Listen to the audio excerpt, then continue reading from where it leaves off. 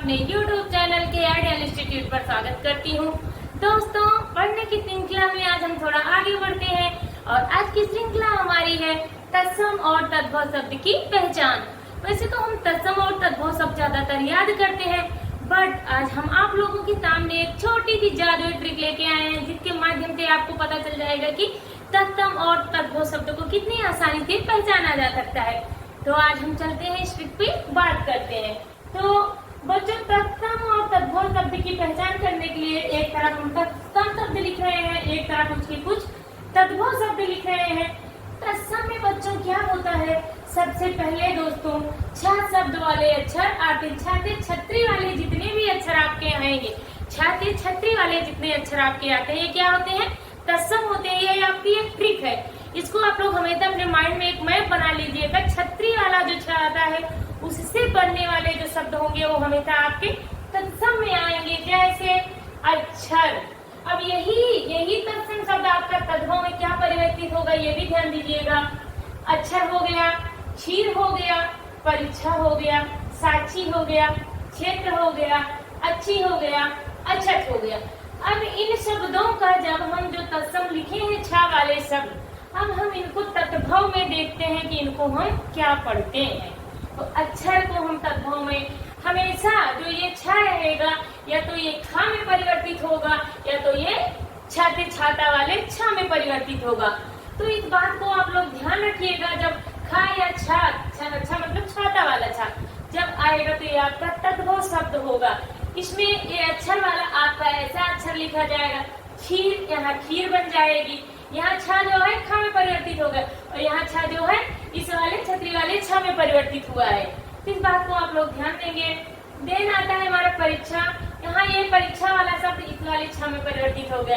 Then फिर साक्षी आया, फिर ये छ आपका ख में परिवर्तित होकर साखी हो गया। फिर क्षेत्र आया, क्षेत्र ख में परिवर्तित होकर खेत हो गया।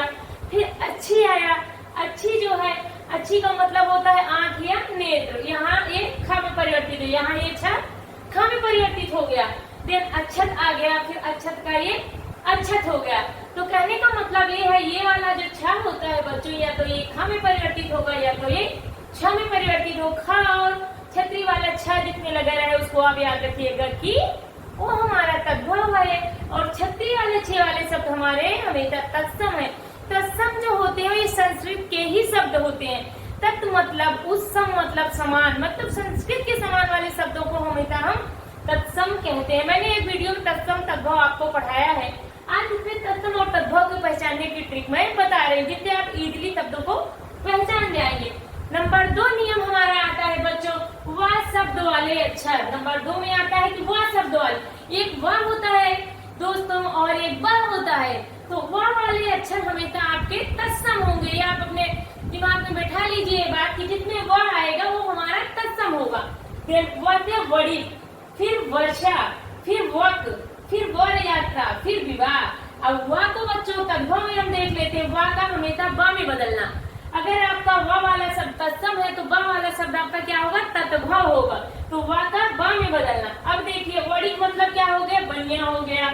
वर्षा का क्या हो गया, बरसात हो गई, क्योंकि वह बा में बदल रहा, बरसात हो गई। बक मतलब होता है बगुला, तो यहाँ तद्भव मतलब हिंदी में जो यूज होता है, वह का बा हो गया, बगुला हो गया। बर यात्रा का बारात हो गया। विवाह का ब्याह हो गया, तो विवाह वाले शब्द आपके ब्याह हो गए। नंबर 3 नियम हमारा आता है साथियों। नंबर 3 नियम क्या है, षटकोर वाला शा और तालव्य पिशा वाले शब्द, ये वाला सा जिसको षटकोर सा बोलते हैं, और एक तालव्य वाले शब्द जो भी अक्षर, इन दोनों शब्दों से बनने वाले अक्षर को हम तत्सम के अंदर इंक्लूड करते हैं। जैसे श्यामल, शक, सुंड, ससुर, दर्शन।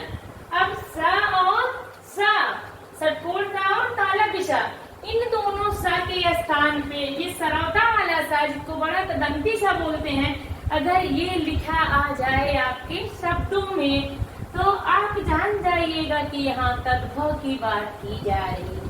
जैसे श्यामल का सांवला हो जाएगा, शक का शुआ हो जाएगा, शुंड का सूड हो जाएगा, ससुर का ससुर हो जाएगा, दर्शन का आपका दर्शन हो जाएगा। इस सा की जगह ये सा, मतलब तालव्य सा की जगह दंती विशा का जहाँ यूज होगा वहाँ पे आपका तद्भव होगा, और जहाँ पे षटकोण और तालव्य विशा होगा वहाँ पे तत्सम होगा। तो ये 2-3-4 नियम है, इसको अपने ध्यान में बहुत अच्छे से आप लोग बैठा लीजिएगा, जिससे आप लोग तत्सम शब्द की पहचान बहुत अच्छे से कर लेंगे। एक और नियम आता है द्वि और त्रय वाले शब्द, त्रा जो आता है और इसकी वजह जैसे रात्रि, री और त्रय वाले शब्द भी आपके तत्सम में आएंगे। जैसे रात्रि, राजपुत्र, श्रृंगार, ये सब शब्द जितने लिखे हैं वो भी आपके क्या आएंगे, तत्सम में आएंगे। विसर्ग वाले शब्द, जैसे कुछ अक्षर है विसर्ग में, प्रायः लिख दिया गया, ये भी आपका क्या हो जाएगा, तत्सम हो जाएगा। प्रातः लिख दिया गया, ऐसे भी जितने विसर्ग लगा होगा वो भी आपका क्या होगा, तत्सम होगा। और बच्चों ये रात्रि का जब यूज करेंगे, ये त्रा आपका ता में बदल जाता है। जैसे राजपुत्र लिखा है तो ये राजपूत हो जाएगा, श्रृंगार लिखा है तो यहाँ श्रृंगार ऐसा लिखा जाएगा। और चंद्र बिंदु वाले जो शब्द होते हैं वो आपके तद्भव में आते हैं। जैसे मुंह, गेहूं, आंख, जितने चंद्र बिंदु लगी होती है वो शब्द आपके क्या हो जाएंगे, तत्भव में आएंगे। तो इस बात को आप विशेष रूप से ध्यान रखिएगा, विसर्ग वाले शब्द आपके तत्सम में आएंगे और चंद्र बिंदु वाले शब्द आपके किसमें आएंगे, तद्भव में आएंगे। तो ये सारे नियमों को आप ध्यान रखेंगे, सा वाले नियम, रीत्रा वाले नियम और विसर्ग वाले नियम, चंद्रबिंदु वाले नियम और पहले भी जो नियम बताए हैं। तो बच्चों आज हम क्या बात करेंगे, कल हमने स्त्री और पुल्लिंग, स्त्रीलिंग और पुल्लिंग इनकी पहचान करवाया था, आपको एक वीडियो में ट्रिक बताया हुआ था कैसे पहचान करते हैं। उससे मिलते जुलते और तत्सम और तद्भव से मिलते जुलते कुछ क्वेश्चन आपसे पुट अप कर रहे हैं, और क्वेश्चन को आप लोग देखिए जो कि एग्जाम पॉइंट ऑफ व्यू से बहुत ही इम्पोर्टेंट है बच्चों। तो मान लीजिए क्वेश्चन आपका है बाल का स्त्रीलिंग क्या होगा, ये आपसे क्वेश्चन पूछ लिया गया, बाल का स्त्रीलिंग क्या होगा, तो आप क्या आंसर देंगे, बाल का हो जाएगा, बाल मतलब लड़का और बाला मतलब लड़की, जहाँ आ लगा दिया जाता है वहाँ वो स्त्रीलिंग में बदल जाता है। जैसे अज मतलब बकरा, अजा बकरी, जहाँ आ की मात्रा लगा तो वो स्त्रीलिंग में परिवर्तित हो गया। फिर एक शब्द आता है बड़ा ही इम्पोर्टेंट शब्द, कवि। ज्यादातर ये कवित्री लिखने का था, कवि का स्त्रीलिंग कवित्री, इसकी वर्तनी बहुत पूछी जाती है। कवित्री की हो गई, श्रृंगारी की हो गई, उज्जवल की हो गई। एक दिन हम आप लोगों को वर्तनी के कुछ शब्द पढ़ाएंगे।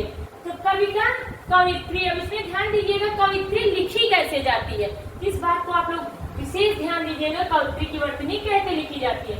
साधु दे दिया गया, पूछ लिया गया साधु का स्त्रीलिंग क्या हो गया, उसमें बहुत सारे ऑप्शन दिए रहेंगे, लेकिन आप क्या लिखेंगे, साध्वी।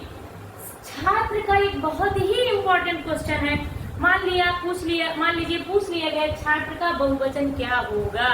छात्र का तो छात्राएं लिखेंगे नहीं, आप लोग क्या नहीं लिखेंगे, छात्राएं नहीं लिखेंगे, तो छात्र का बहुवचन हो जाएगा छात्रों। छात्र में आपके लड़के और लड़कियां दोनों इंक्लूड हो जाते हैं, केवल छात्र बोला गया है, इसमें ये छात्रा का बहुवचन छात्रों हो जाएगा। ठीक, छात्रा का छात्रों हो जाएगा, हरिण का हरड़ी हो जाएगा। और मान लीजिए बच्चों पूछ लिया गया पुस्तक शब्द क्या है, पुल्लिंग स्त्रीलिंग, क्या बताएंगे, पुस्तक क्या है, स्त्रीलिंग है। पूछ लिया गया घबराहट क्या है, क्या बताएंगे, स्त्रीलिंग या पुल्लिंग, बताइए जल्दी जल्दी आप लोग। तो घबराहट में मैंने आपसे बोला था ना, मुंह लगा के देख लीजिए घबराहट हो रहा है कि घबराहट हो रही है, तो पता चल जाएगा कि ये आपकी स्त्रीलिंग है। ऐसे हम कुछ प्रश्न आपको डेली लेके आएंगे, प्रैक्टिस करवाएंगे। धन्यवाद।